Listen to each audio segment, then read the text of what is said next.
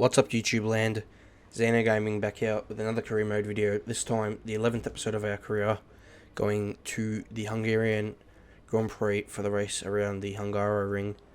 It's going to be an interesting one, should be a track that suits the Honda powered engine, with the tight and twisty nature of this circuit. So should be a good one for us this weekend in the Toro Rosso kart, looking to score more points after last time out in Germany. Anyway, let's go to qualifying.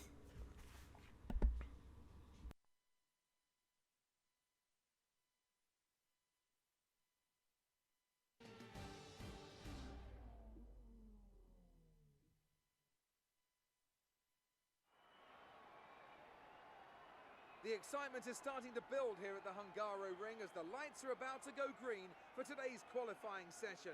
We expect some cars out on track any moment now.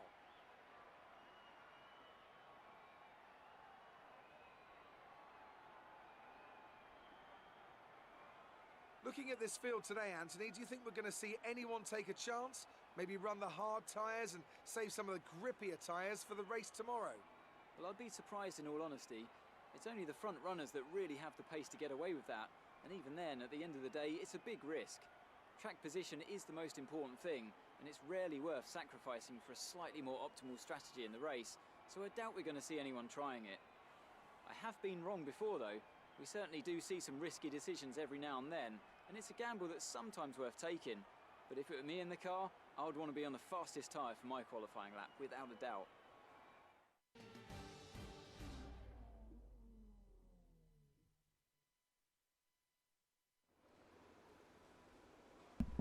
So here we are for the qualifying for the Hungarian Grand Prix. Q1's about to begin. Like I said, this should be a good race for us here in the Toro Rosso, with the weather being dry. And also this circuit should suit our car, not being with the Honda power card, not being the most powerful engine on the grid. So let's see how that goes, as first lap didn't go so well and we're at 20th, as we once again were on the medium tyre. I assure you, for the next race we'll have soft tyres for both runs in Q1. And now, anyway, this is our second run back onto the soft tyre, and improving massively here. The tyre grip difference between the two tyres is enormous, so we are able to put in a decent enough lap there just to squeeze through to Q2 for the first time in a few races. So that's a promising result there. Ricardo, Hulkenberg, Magnussen, and the two Williams all out. Oh, sorry, no, I'm reading that wrong. Sorry, Perez, Grosjean, Stroll, and the two Williams cars all out of Q1. Moving on to Q2, this is our first lap of the session on a fresh set of soft tyres as we come through round, and we put in a 17.7 after being able to do a 17.3 I believe in Q1. So we've lost time there, and we're not last, we're 13th for now. So I was feeling confident in going through to the next run, and maybe potentially improving enough to get through to session 3. But here we are on our second run in Q2, using the curbs here nicely. A little bit of back end stepping out, stepped out too much for us as we tried to apply the power, and that is lap ruined, and that means we will line up 13th for the Hungarian Grand Prix, with Ricardo and Albon not able to do a quicker lap time than us, and our lap time was not that crash hot, so not sure what happened to those guys. But 13th for the Hungarian Grand Prix, to our best qualifying in the last few races, so hopefully we can do something from that on the grid.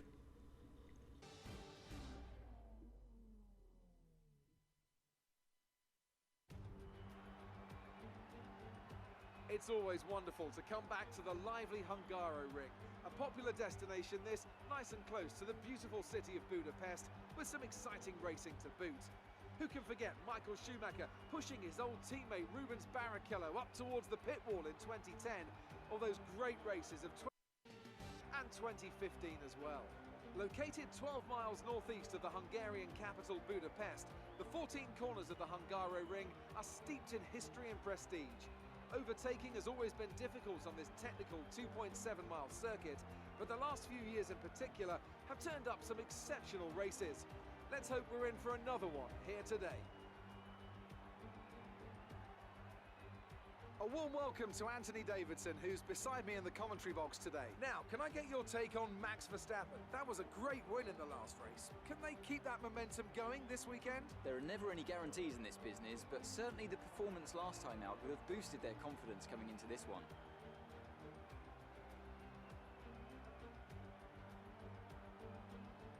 Before we begin, let's take a quick look at the grid lineup for today's race. Pierre Gasly lines up on pole position and Valtteri Bottas will line up alongside. Moving on to the rest of the grid, we have Verstappen, Hamilton, Charles Leclerc and Vettel, Norris, Weber, Raikkonen and Devon Butler, Magnussen, Hülkenberg, the captain and Ricciardo, Albon, Perez, Romain Grosjean and Lance Stroll. Russell and Robert Kubica takes the last spot on the grid. And with lights out just moments away, it's time to go down to the track.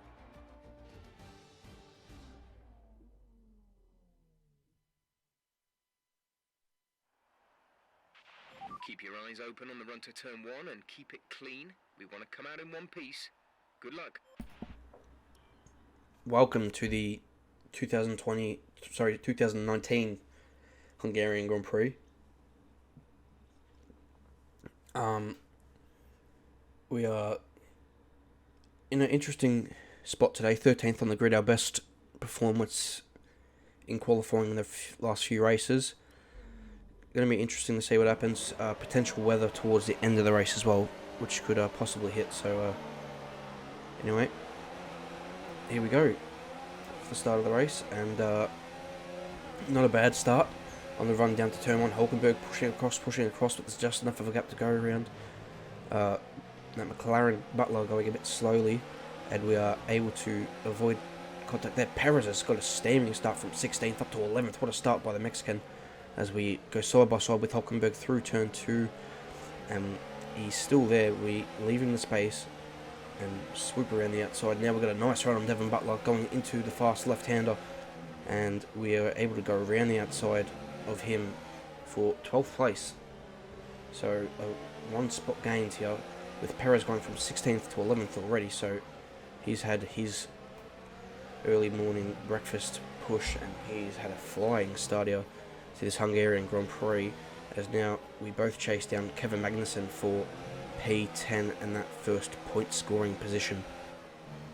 Our teammate Albon has not made too much progress, still in the back there as Butler tries to have a look down the inside. We leave him the space, but close it off enough so he doesn't have too many ideas, and we escape this lap in P12. So decent opening lap, didn't lose any damage, didn't gain the position, so now we're just looking to settle into a bit of a rhythm. And as Perez though has a nice run here on Magnussen already, is he going to have a look down the inside? No, he's not. So Perez looking very racy early on here this afternoon at Budapest. Moving on to the next lap though, lap 3 now, and Perez once again has another run at Kevin Magnussen. This time he's able to get down alongside, gets the position inside, but Magnussen's able to stick around the outside for now, and Perez able to complete the move with the DRS. He's got a bit ahead, but Magnussen's got the position in the corner now. Perez holds it around the outside. He has position for the right-hander, and he's able to make it stick. And now we go around the outside of Kevin Magnussen into the fast left-hander, and we're able to go around the outside. So Magnussen loses 2 places in as many corners, and Perez is up to 10th. We're up to 11th. Good move by us, taking advantage of Magnussen, who didn't have the momentum. Now, start of the next lap, we're up to the back of Perez, and with the DRS, got all the momentum. He's defending, not enough, doesn't close off the inside. We're able to go down the inside and make a move. Can he get the switch back on us? We've gone a bit deep, but no, he can't, and that is P10 for us for now. And now we're up to lap 7. We've caught up to the back of the 2 Alfa Romeos. Looks like Raikkonen's holding up Weber here, but Weber darts into the pit lane, so Alfa are giving him the undercut benefit. Very interesting to see that dynamic play out. These guys made it into Q3 and they're struggling on their soft tyres. As now we got the DRS on Raikkonen, we're a long way back. We're going to have a lunge from a long way back. A little bit of contact made at the apex, a bit of damage to the front wing. Raikkonen didn't see us coming, made the corner, but not without contact. Now we look to go past Kimi in the turn 2. We back out of the move, and Perez has almost got us around the outside. That would have been a brilliant move by the Mexican. Unfortunately for him, we were able to hold him off now, as immediately you can see the understeer. I'm immediately affected from the front wing. Later the lap, Kimi comes into the pits, and we're on the medium tire. We're on a one stop, so at this stage I'm just trying to make it through to the first stop and contemplating whether to change the front wing or not. I'll decide that if I'm happy with the handling of the car. So a couple of races in a row we've got some damage to contend with, which is not ideal for us.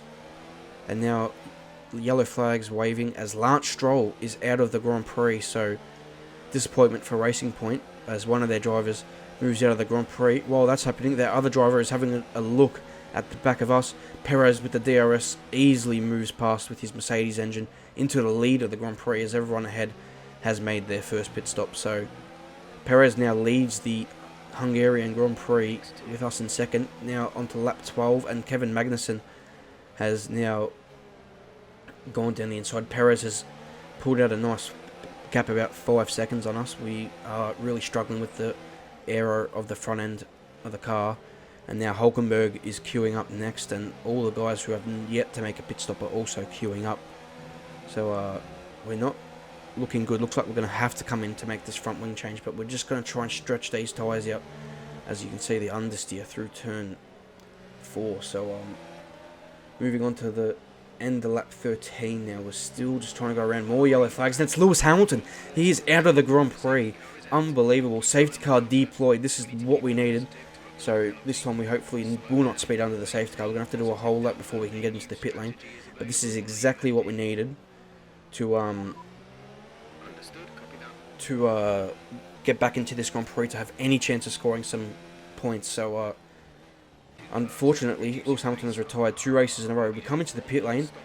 Perez is in, Magnussen is in. I've sped into the pit lane. That's another silly mistake. 5-second penalty, so that could really cost us any chance of points. Luckily, that can just get added to the end of the race. But strangely, that's all that pitted. No one else really pitted. Not sure why the other cars didn't pit. My teammate didn't pit. Not sure. Anyway, safety car periods ended. We now move to the start of lap 16 as we chase Kevin Magnussen in last place on the track. But of course, most of the runners ahead yet to pit, so we still might have a chance of points. Even with the 5-second penalty looming over our head, we should have enough of a gap as we're going to the end of the race. Struggling on these hard tyres to get up to temperature, and they just offer no grip. You got to drive a few laps on them. Anyway, coming through the fast left-hander, taking a lot of curb, too much curb. Oh my god, we just narrowly avoid the wall. We avoid damage. Disaster here for us. At the Hungarian Grand Prix, an opportunity squandered to score points. Looks like it's absolutely been thrown out the window now. And the end of the lap, as you can see, all the runners now come into the pits. So weird why they didn't come in the safety car period. So we move up to P12, and we still are behind Magnussen. But now we threw away that pit stop advantage we did have, and nothing happened till then. We pulled away from Hulkenberg. We didn't close up enough to Magnussen. Lap 30, and the rain's come. So, rain has come in this Grand Prix towards the end, as stated before at the start of the race, and we get the message to come in for intermediates as we're coming down the main straight. You would not believe our luck. And this is back to the start of lap 30, where the rain did hit. So, yeah, rain hits at the start of lap 30, and you can see how quickly the rain just comes in now. So, really unfortunate situation. It comes in at a rate of knots that you just cannot possibly predict. That it just starts raining at the start of lap 30, and by the time we get to the main straight of lap 31 or end of lap 30, the engineers told us to pit for intermediates, and we've already passed the pit lane exit. So we got to go another lap. I was thinking at this stage maybe we could get to the end of the race, but I didn't realise how fast the rain was hitting. I lost the back end a little bit there in the last corner. So I went around for another lap. So did Nico Hulkenberg. No, he came into the pits. So we really get caught out here by the engineer giving us a really late update. I was really annoyed at this point, and I thought, okay, I'll confirm it, but we'll try and get to the end of the race on these tyres. But after turn 2, I knew that this would not go well, because have a look at this, just this absolute slide, and have a nice spin. So no grip going into turn 2, and really that's our race run. As you can see now, skipping later to the end of the lap, we have another slide through turn 13. So yeah, I saw where the guys were on the map, and I just thought I'll bring it in. They're going to catch me anyway. I got no grip. Can't even get into the pit lane without sliding the rear end out. Looks good for the cameras, but doesn't look good for racing. So unfortunately, our race has been ruined due to poor driving from me, firstly. Poor management from Jeff once again. That's 2 races in a row. And yeah, bit of rain. So, and for good measure, we served the 5-second penalty while switching to intermediate tyres. So yeah, just poor driving from me, making a mistake trying to pass Kimi Räikkönen from way too far back, then making the mistake of spinning at turn 4 and almost hitting the wall. But yeah, that was the race. We come home to finish 17th. We beat Kubica on track somehow. So yeah, that's the Hungarian Grand Prix.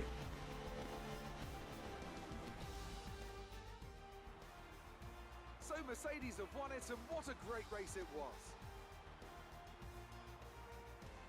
What do you think it was, Ant, that gave them the edge over the competition today? Well, keeping their tyre temperatures up in the tricky wet conditions was really important. There's not much grip out there at the best of times, and it's 10 times worse if you're out there on cold tyres.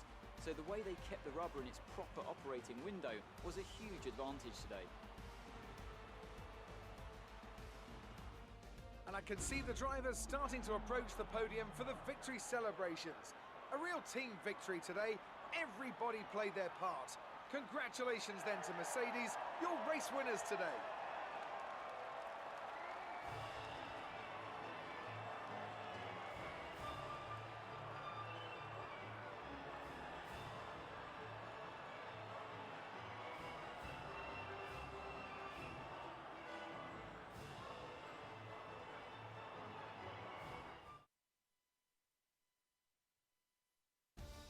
Let's see how the driver standings have changed. This result narrows the gap between our championship leader and the rest of the standings.